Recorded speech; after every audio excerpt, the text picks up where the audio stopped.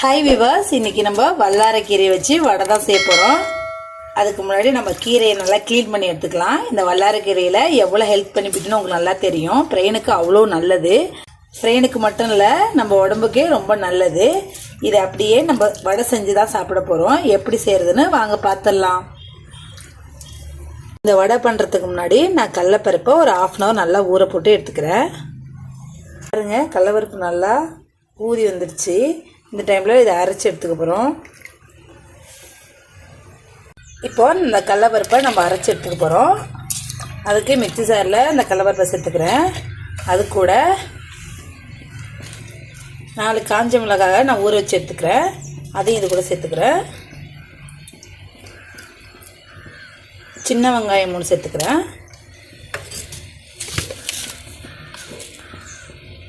கொஞ்சமாக சோம்பு. அவ்வளோதான். இதை குறப்பாக அரைச்சி எடுத்துக்க வேண்டியதான். அரைச்சிட்டு எப்படி இருக்குன்னு காமிக்கிறேன். இதேமாரி அரைச்சி எடுத்துக்கணும். ரொம்ப நைஸாக அரைச்சிடக்கூடாது. 1-2 உடச்சி எடுத்துக்கிற மாதிரி எடுத்து வைக்க வேண்டியதான். வடைக்கு தேவையான எண்ணெய் சேர்த்துக்கலாம்.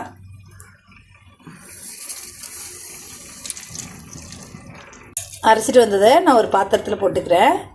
இது கூட நம்ம வல்லாரைக்கீரையை இதேமாரி நான் பொடி பொடியாக மிக்ஸி ஜாரில் அரைச்சி வச்சுருக்கேன். ரொம்ப நைஸாக இல்லாமல் பாருங்கள், இந்தமாரி குறப்பாக அரைச்சி வச்சுருக்கேன். அதையும் இது கூட சேர்த்துக்க போகிறோம்.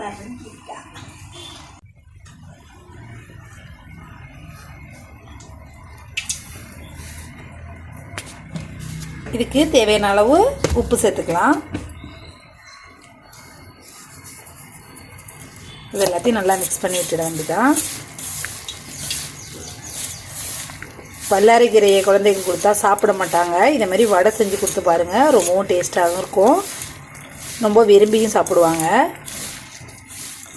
இது அவ்வளோதான். நம்ம எண்ணெய் நல்லா ஹீட் ஆகிட்டு இப்போ நம்ம வடையை தட்டி போட வேண்டியதான்.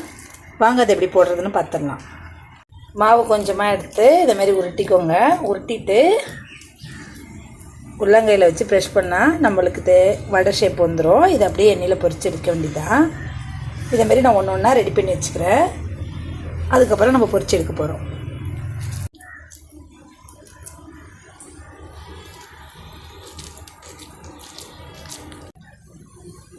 எண்ணெய் ஹீட் ஆகிட்டு நம்ம இதை போட்டு பொரிச்சிக்க வேண்டியதான். ரொம்ப ஹீட்டான எண்ணெயில் போட வேண்டாம், மிதமான சூட்லேயே இருக்கட்டும்.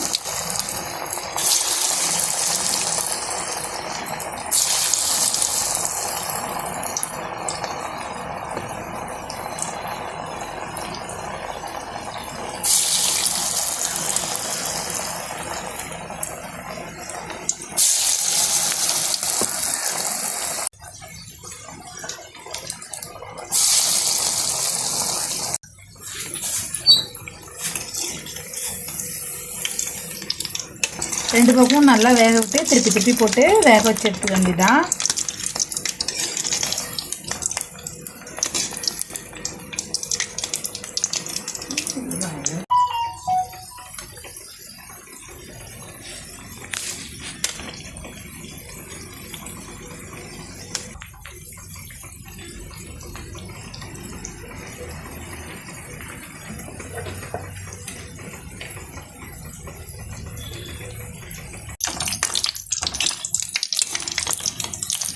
அவ்வளோதான், வடை ரெடி ஆயிடுச்சு.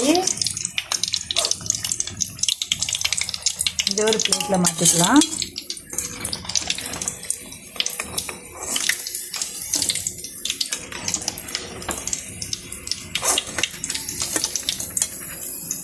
அவ்வளோதான், நம்ம வல்லாரைக்கீரையை வச்சு வடை சூப்பராக செஞ்சுட்டோம். கண்டிப்பாக நீங்களும் வீட்டில் ட்ரை பண்ணி பாருங்கள். ட்ரை பண்ணி பார்த்துட்டு எப்படி இருக்குன்னு கமெண்ட் பண்ணுங்கள்.